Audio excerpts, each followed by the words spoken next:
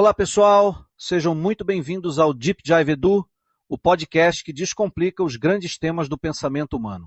Eu sou o professor Jesuel e antes de começarmos, já deixa eu te fazer um convite. Não esquece de se inscrever no canal, curtir, comentar e compartilhar esse conteúdo com aquela amiga ou aquele amigo que ama uma reflexão profunda. Isso ajuda demais a espalhar o conhecimento. E olha só, na descrição do episódio você encontra links super úteis com materiais de apoio para mergulhar ainda mais nesse tema. Vamos lá? Hoje vamos explorar a relação entre mitologia e filosofia, desvendando conceitos como mitos e logos, a famosa alegoria da caverna de Platão e como a sociedade ocidental trocou as narrativas míticas pelo discurso racional. Preparados? Primeiro vamos decifrar duas palavrinhas gregas que são a chave desse deep dive mitos e logos. Mitos significa narrativas, contos, e está ligado às histórias que explicam a origem do mundo através de seres sobrenaturais. Imagina o caos gerando a noite que depois dá luz à terra e ao céu. Já logos significa razão, discurso, argumento, ciência. É a explicação baseada na lógica, não em deuses ou monstros. Tá, mas qual a diferença prática? O mito diz que o universo surgiu porque o caos vibrou e criou o Nix. A ciência, filha do Logos, diz que o universo começou com o Big Bang há 13,7 bilhões de anos. Percebem que mito e ciência explicam a origem de tudo, mas um usa a magia e o outro a física?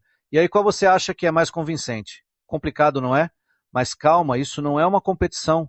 Na Grécia Antiga, esses dois modos de pensar coexistiam até que a filosofia chegou com Sócrates, Platão e companhia limitada questionando tudo. Cabe esclarecer que a sociedade ocidental é um conceito que se refere ao conjunto de valores, costumes, tradições, instituições e formas de organização social predominantes nas regiões influenciadas pela cultura europeia. Isso inclui a Europa, as Américas, a Austrália e partes da Oceania. Historicamente, uma sociedade ocidental tem raízes na cultura greco-romana, na tradição judaico-cristã e nas ideias do iluminismo. Você já parou para pensar como a escrita alfabética e as primeiras democracias ajudaram o Logos a ganhar força? Na época, as pessoas precisavam debater ideias em praça pública, criar leis, e para isso a linguagem conceitual foi essencial. E aqui vai uma curiosidade. Você sabe por que o alfabeto grego foi um divisor de águas? Porque ele era fonético, ou seja, cada símbolo representava um som, não um conceito inteiro como os hieróglifos. Isso democratizou a escrita. Até um comerciante de Atenas podia registrar suas dívidas sem precisar decorar 3.000 símbolos. Imagina se hoje a gente ainda usasse ideogramas. Era preciso explicar o mundo de maneira mais racional, sem depender só de histórias de deuses brigando no Olimpo. Daí nasceu a filosofia, filo, que significa amor, mais, sofia, que significa sabedoria. A filosofia, portanto, que significa amor pelo saber e que é a filha predileta do Logos, estudo, ciência, e não aceita respostas prontas, mas cutuca, duvida, questiona e pergunta por quê, como, nos tira do conforto mental e nos incomodar. E olha só que interessante, mesmo hoje o mito não sumiu, ele está nas religiões, nas séries, nos memes, e a filosofia veio para desafiar essa zona de conforto, para nos desafiar, tipo aquele amigo chato que sempre nos faz a pergunta: tem certeza que isso é verdade? Mas uma coisa deve ser destacada: mito não é sinônimo de mentira como pensamos. Mito é uma narrativa que explica um dado fenômeno natural, quando a ciência não consegue explicar. Ah, e você sabia que os gregos não eram os únicos viciados em mitos? Os nórdicos tinham o Ginnungagap, um vazio primordial que gerou gigantes e deuses, e os hindus falam do oceano cósmico onde Vishnu flutuava antes de criar o mundo. Ou seja, todo povo tem seu caos e a criação. Isso mostra o quanto mitos é fundamental para a humanidade. A gente precisa de histórias para dar sentido ao desconhecido, ou seja, aquilo que ignoramos. Mas aqui vai um questionamento filosófico. Será que o Big Bang não é nosso mito moderno? É claro, tem uma base científica, mas ainda é uma hipótese não provada cientificamente. Por isso, considero também que o Big Bang é uma narrativa épica, uma explosão cósmica gerando galáxias. Você acha que o Big Bang é uma verdade absoluta? Compartilha com a gente aí nos comentários. Agora, Segura aí que vem um clássico, a alegoria da caverna de Platão. Imagina umas pessoas acorrentadas numa caverna, vendo só sombras na parede. Para elas aquilo é a realidade. Mas se alguém escapa e vê a luz do sol e descobre que as sombras eram ilusões, o que isso significa? As sombras são as verdades que a gente aceita sem questionar, tipo os preconceitos, as fake news, ou até aquela opinião política que você repete sem refletir. A caverna pode ser a bolha das redes sociais, onde só vemos o que o algoritmo quer, sair dela é enfrentar a dúvida, usar a razão para buscar o conhecimento verdadeiro. E aí, você já saiu da sua caverna hoje? Pode se preocupar que este movimento de sair da caverna é complicado mesmo.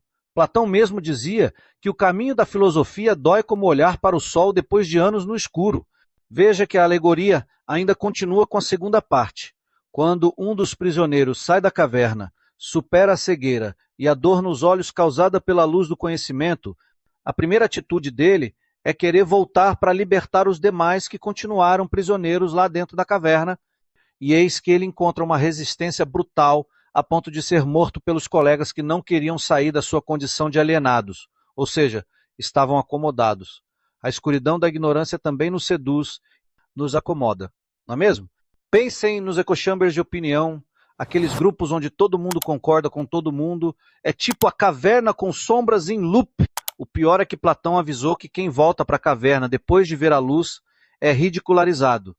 Traduzindo, quando você tenta explicar que a Terra é redonda, e isto é comprovado cientificamente, ou que vacinas funcionam, tem gente que te chama de maluco da teoria.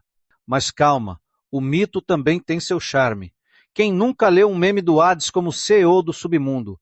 A filosofia e os memes formam uma dupla improvável, mas poderosa. Por isso que eu digo que a busca pelo conhecimento nos liberta, nos causa dor e nos incomoda, mas sempre valerá a pena.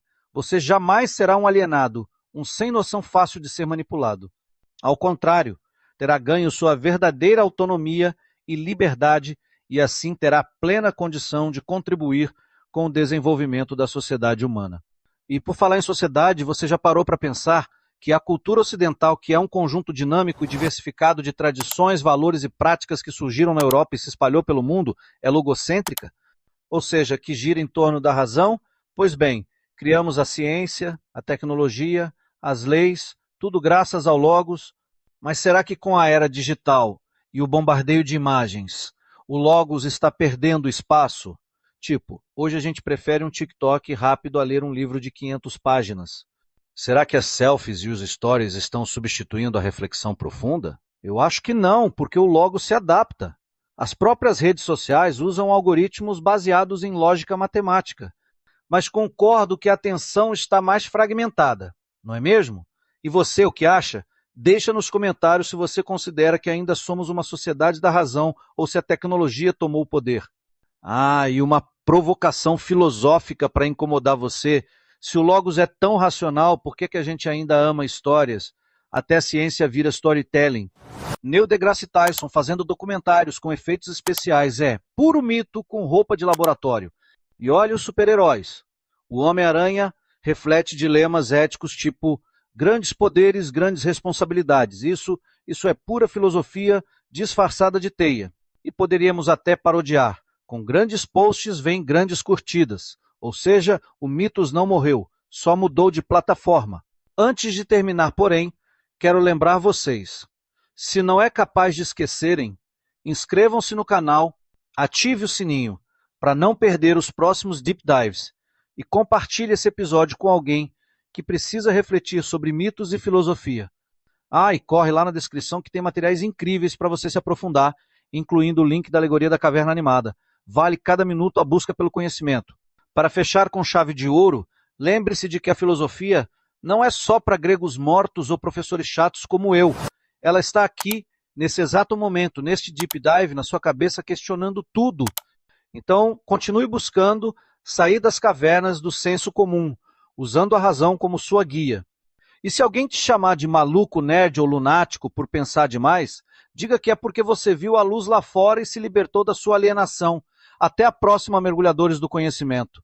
Mantenham a curiosidade acesa e não parem de filosofar. Valeu e obrigado pela companhia.